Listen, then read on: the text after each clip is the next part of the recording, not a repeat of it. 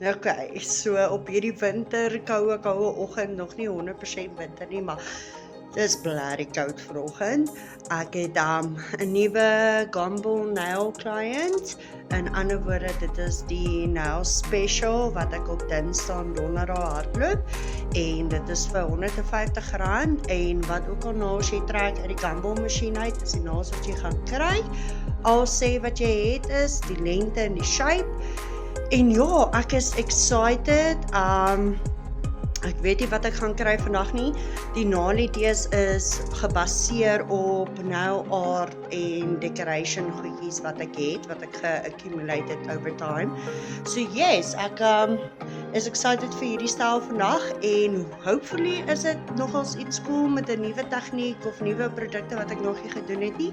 Maar ja, check in later. Bye. Yes, jy kan hom meng en dan kan jy hom druk. Ja, en die balletjie is bietjie tight. Ek hoop jy kry iets cools daar. Jy moet hom draai, jy moet hom twist. Twist, trek. As hy. Blerrie koud vandag, man.